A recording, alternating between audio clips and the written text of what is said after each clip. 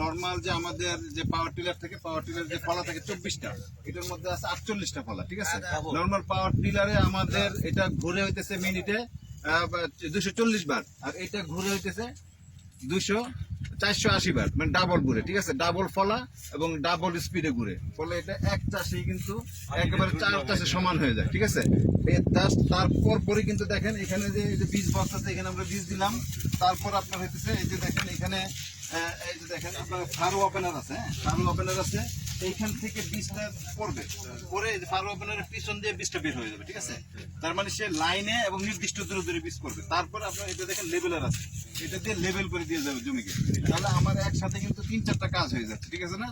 এবং এটা আপনার দ্বারা আমরা এই যে দিনাজপুরে আমরা বোরো ধান করার পরে 20-25 দিন জমি ফেলে রাখি, তারপরে চাষ শুরু করি, তারপরে 15 দিন পরে এইভাবে দেখা যায় 40-50 দিন কিন্তু আমরা জমিটাকে অকেজ অবস্থা ফেলে রাখি। তা আমরা এই মেশিন যদি ব্যবহার করি, এখন কম্বাইন হারভেস্টার ব্যবহার করে আমরা একদিনে ধান একেবারে বস্তায় বন্দি করে ফেলতে পারি।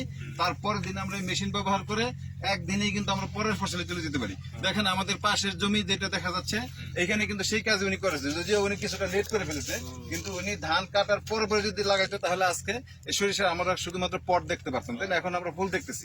তো এই কাজটা আমরা কিন্তু করতে পারি, তাহলে আমরা একটা বাড়তি ফসল পেতে পারি, যেটা আমাদের জন্য অতিরিক্ত একটা সুযোগ দিতে পারে। আর আমাদের সরিষার জন্য সরিষা না শুধুমাত্র, আপনি অন্য যেমন ভুট্টা করতে পারেন, এরকম আরেকটা মেশিন আছে যেটা আলু দিয়ে আলু বপন করতে পারি আমরা। আপনি ইচ্ছা করলে গম করতে পারেন, আপনি বিভিন্ন ধরনের ফসল, যেটা লাইনে বাদাম, যারা বাদাম করতে চান তারা এটা দিয়ে কিন্তু আমরা বাদামও করতে পারি, ঠিক আছে না। এই হচ্ছে মোটামুটি পরিচিতি। এই মেশিনটা কৃষি সম্প্রসারণ অধিদপ্তরের মাধ্যমে আপনারা ভর্তুকি মূল্যে পেতে পারেন। ভর্তুকি মূল্যে 50% ভর্তুকি মূল্যে দেওয়া সমতল অঞ্চলের জন্য। দিনাজপুরে যারা আপনারা এটা 1,45,000 টাকার মতো খরচ করে, ঠিক আছে, ভর্তুকি মূল্যে পাওয়ার সহ, ঠিক আছে। সুতরাং এই ভর্তুকি মূল্যের সময়সীমা কিন্তু এটা একটা নির্দিষ্ট